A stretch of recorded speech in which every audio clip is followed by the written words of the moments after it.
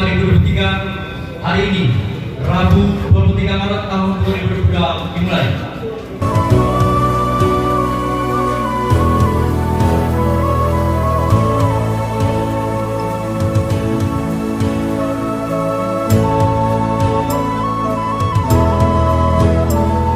Terutama soal prioritas dan dapat memberikan data pendukung seperti yang saya sampaikan tadi yang akurat sehingga usulan Nasib Muslimbang ini dapat terakomodir dalam rangka RKPK Aceh Tengah tahun 2023.